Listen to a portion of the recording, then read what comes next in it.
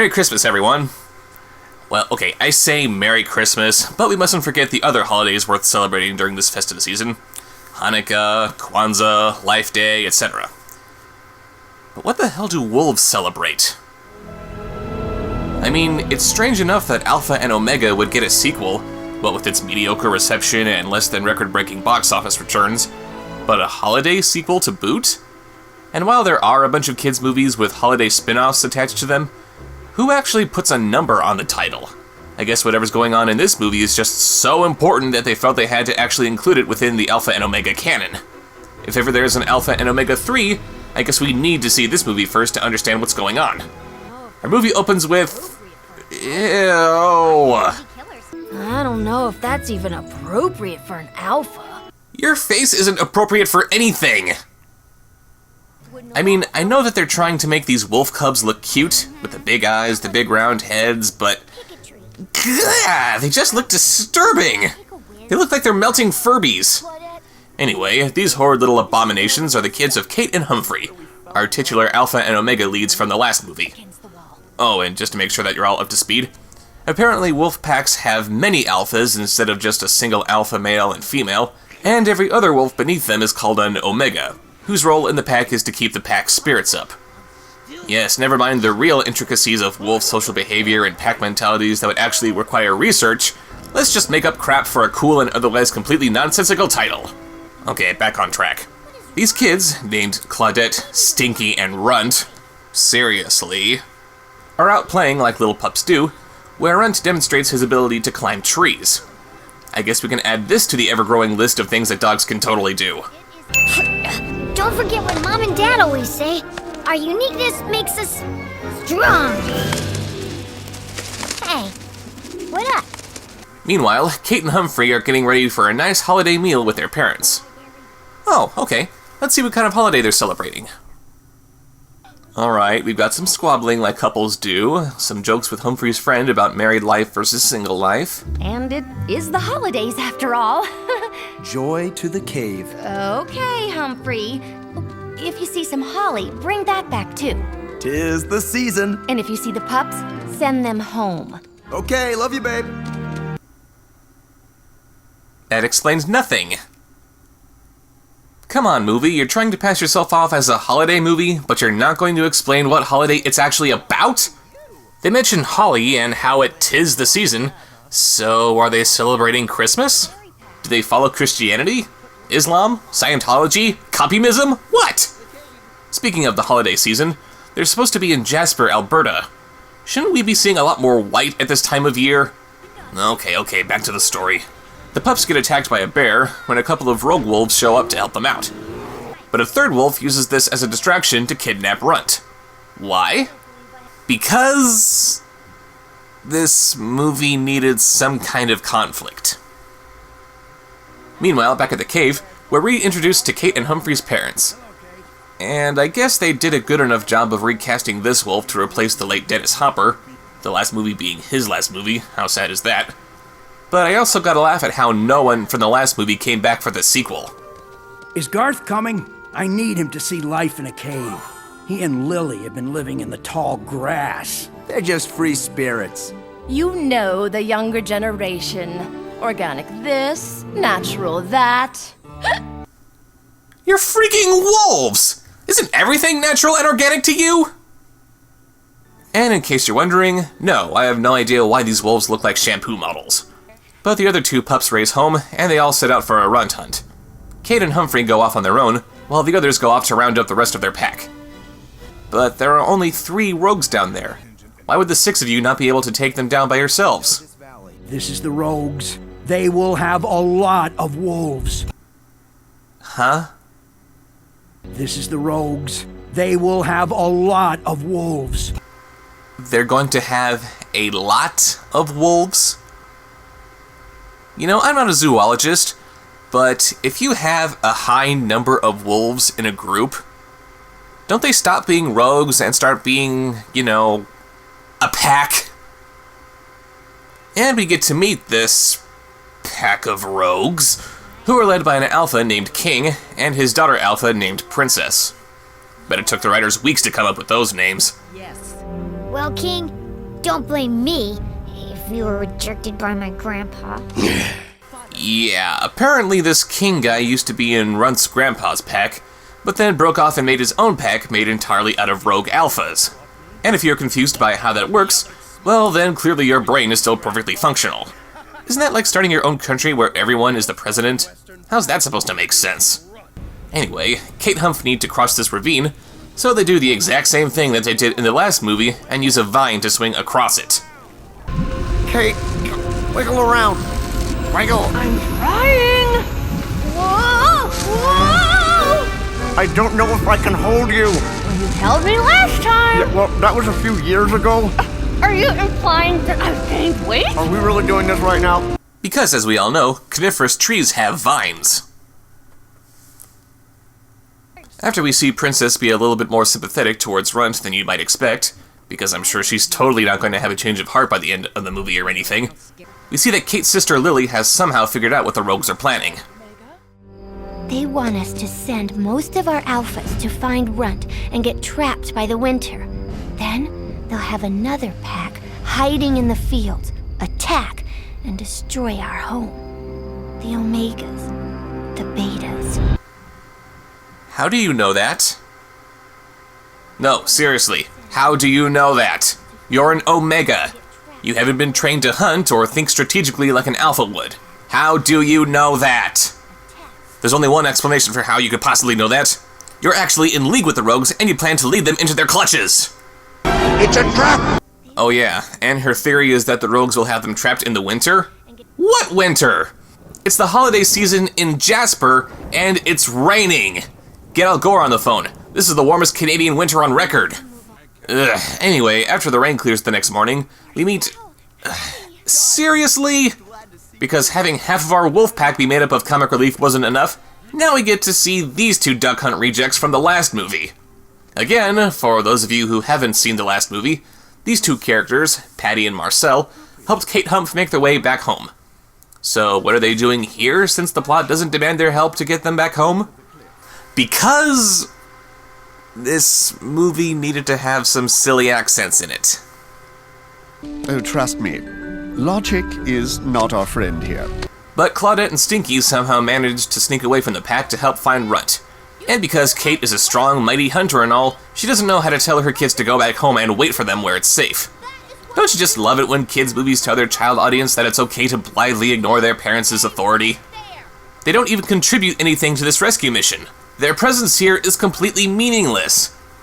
They then bump into a little baby bear, which sadly is not actually a bloodthirsty werewolf with nothing but wanton destruction on its mind. And it's actually cute enough to make me wonder why making the wolf pups cute was apparently so hard.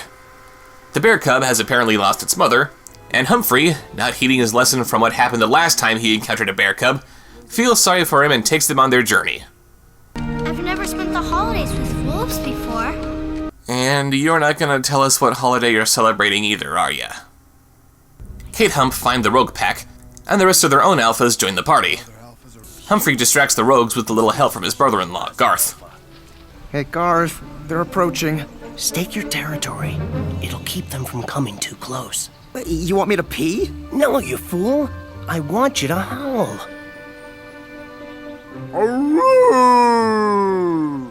Do it bigger, like a real alpha. Ow! You've got to be frickin' kidding me! You remember back in my Tappy Toes review where I showed this little clip from the first Alpha and Omega, where we see these wolves howling and dancing? This is actually a huge part of wolf courtship. So much so that when Kate is originally intended to be with Garth, she's repulsed beyond belief when she finds that Garth doesn't know how to howl.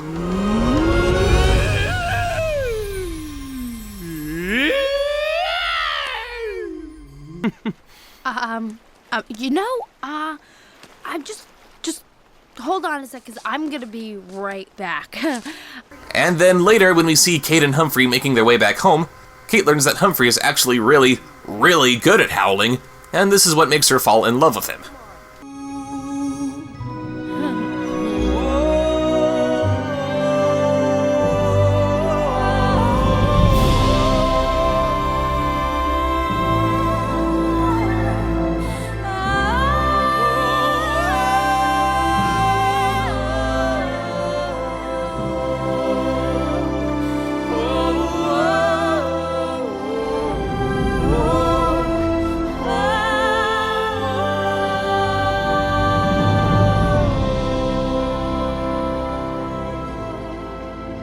And now in this movie, Humphrey apparently doesn't know how to howl.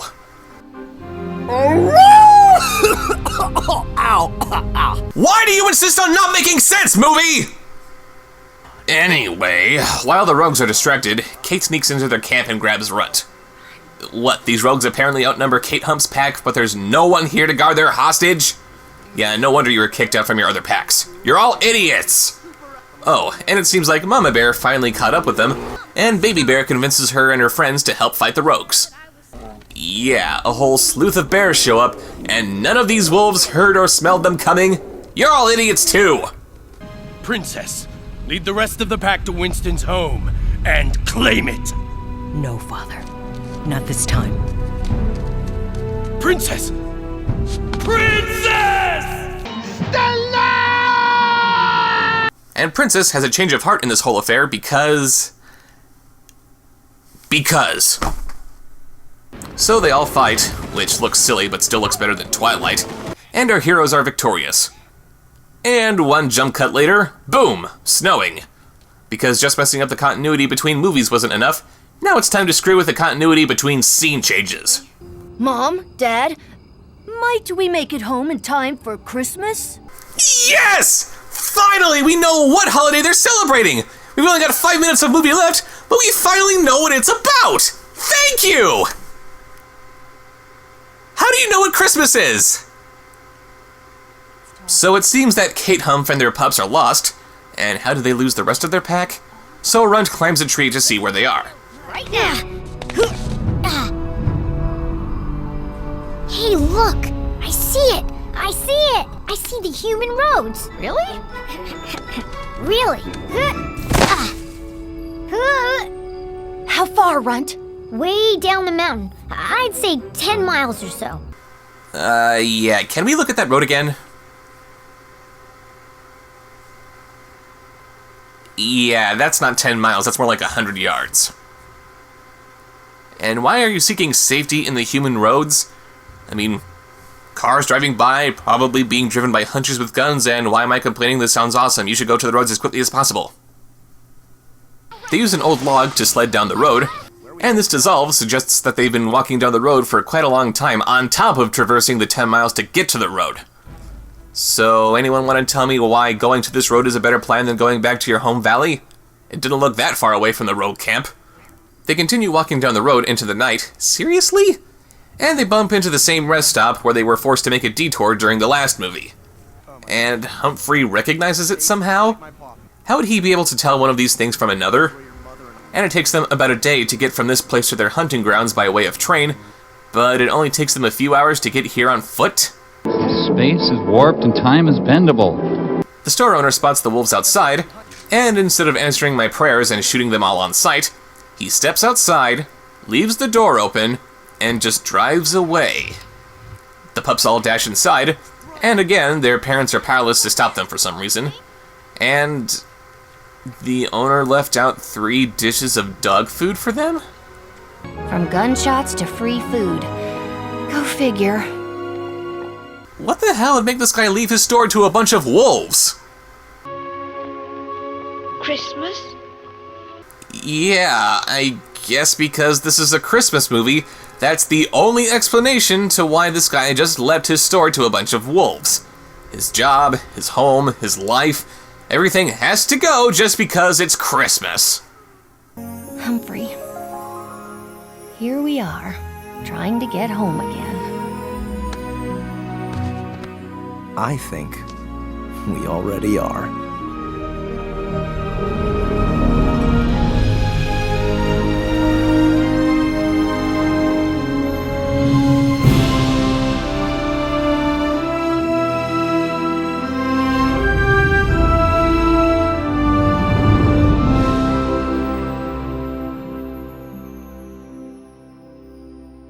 So that was...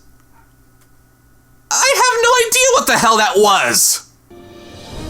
It's bad enough when you see a bad sequel to a movie that you really liked, but I have never been this pissed off by a sequel to a movie that I barely cared about. The plot makes no sense, the characters make no sense, the fact that they made it a Christmas movie makes no sense, the ending makes no sense. It's just... God, this was stupid! And for the love of everything holy, how could they misuse Lily like they did? If there was anything from the last movie for me to walk away with, it was Lily. She was cute, funny, sweet, and it's just impossible to watch her scenes without falling in love with her. And what does she do in this movie? Nothing!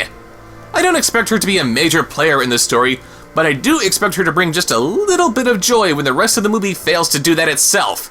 And they do nothing with her. This movie is scum! In short, if you've got kids who have been naughty this year, just be sure to give them this movie instead of Cole. That ought to get the message across. See you next time.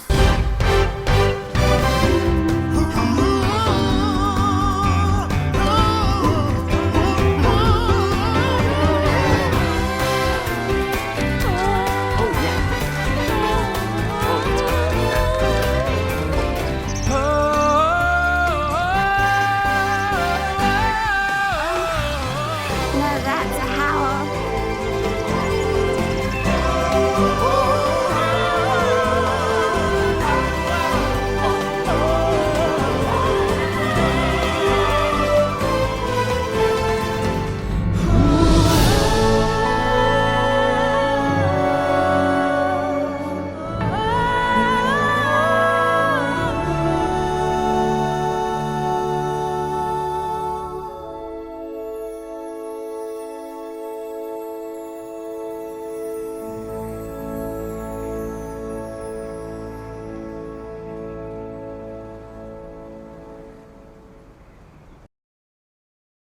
You're a funny Omega. Mm-hmm. Okay. Make me laugh.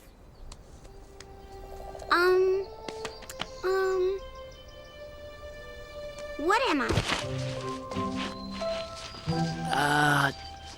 You got me. It's a turtle that fell and can't get up. That's pretty good. Okay, what's this? It's turtle roadkill. What else can you do? I just do turtles.